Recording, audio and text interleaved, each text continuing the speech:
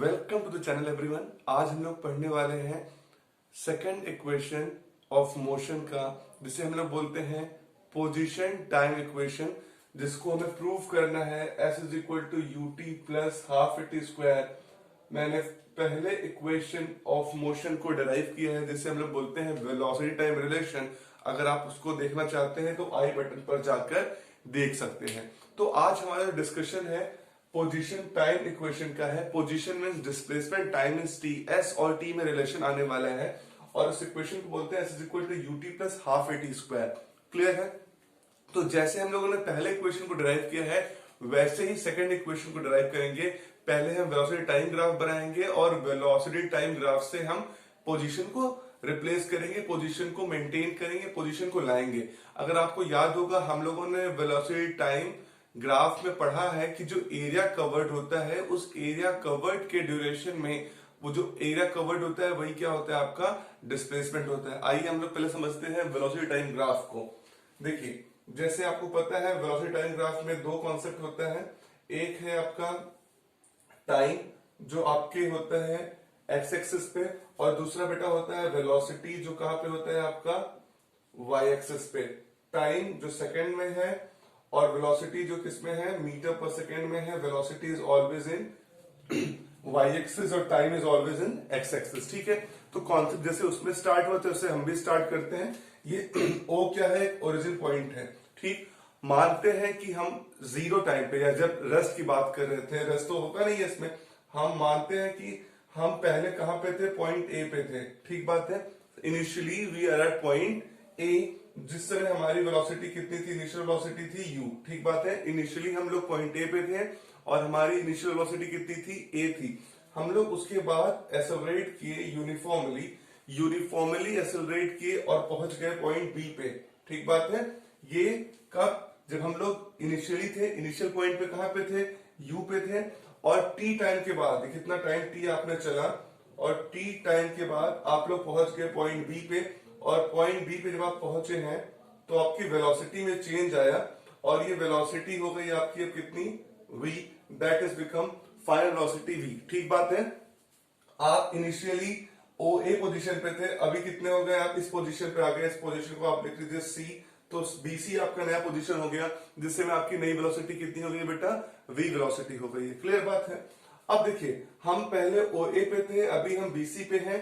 और एक बात समझिए, मतलब हमारा पहले u था, अभी हम v पे हो गए। ठीक बात। तो जैसे हम ड्रॉ करते हैं कि इस पॉइंट से b से आप परपेंडिकुलर ड्रॉ कर लीजिए y एक्सिस पे। ठीक, और a से भी इधर आप एक पैरेलल लाइन ड्रॉ कर लीजिए x एक्सिस के।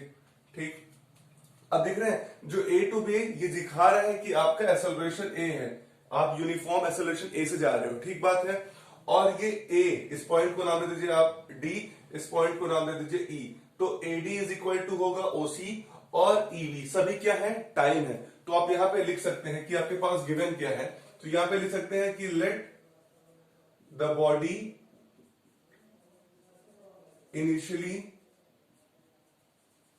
Eight A with initial velocity u, with u as initial velocity। ठीक बात है। फिर क्या हुआ, at time t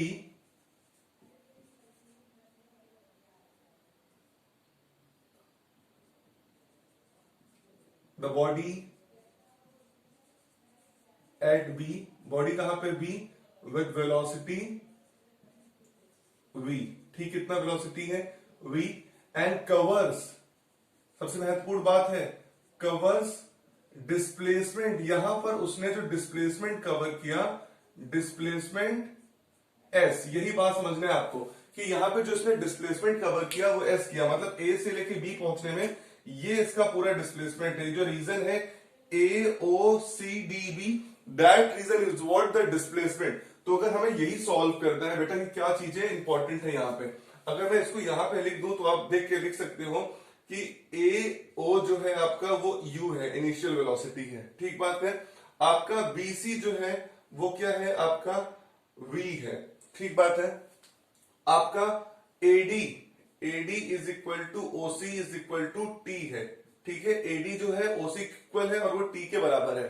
एक बात क्लियर है। और अगर मैं आपसे कहूं चेंज इन वेलोसिटी BD, तो BD आपका कितना होगा, देखिए अगर आपका मैं कहूं BD जो होगा वो BD पूरा, अगर आप ये देखिए यहां तक V है और ये कितना U है, तो यहां पे भी U होगा, तो ये कितना हो जाएगा, that will become V minus U। Clear है आप लोगों को? आपको देखिए S निकालना है, तो S अगर आपको पता है वेलोसिटी टाइम ग्राफ में डिस्प्लेसमेंट क्या होता है, एरिया कवर होता है, तो यहां पे आप लिख सकते हो S is equal to what, area of the region, area किसका, of the region AOCD B, देख रहे हो, AOCDB ट्रेपीजियम, ये ट्रेपीजियम है,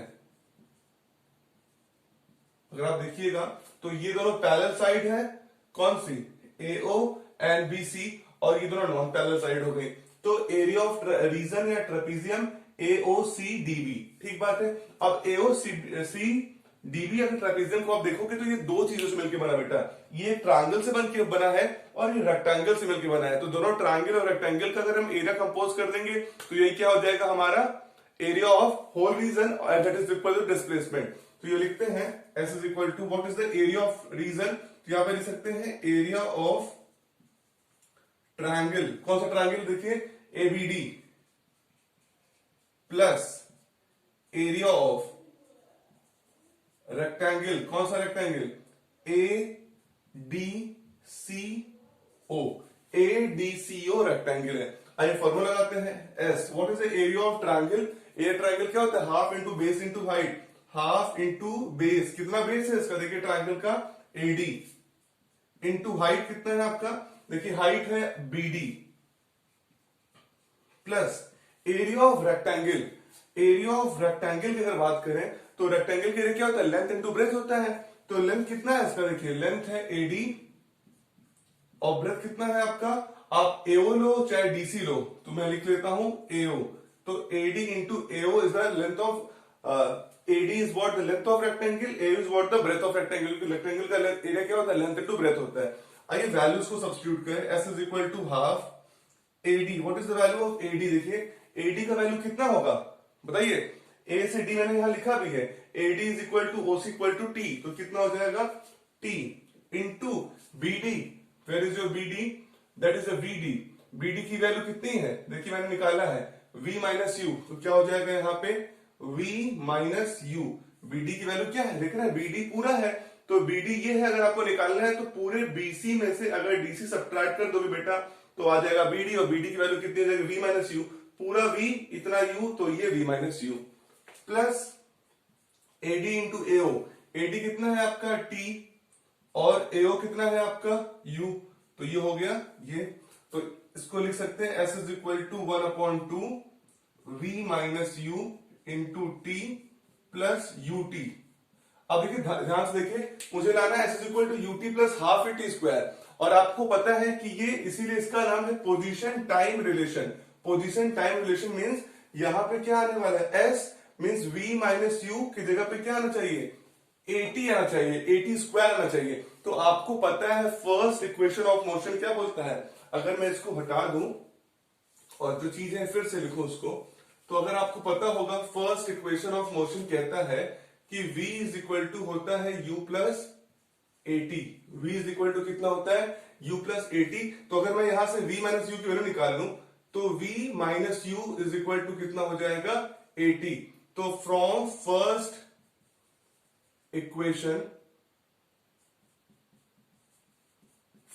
इक्वेशन ऑफ मोशन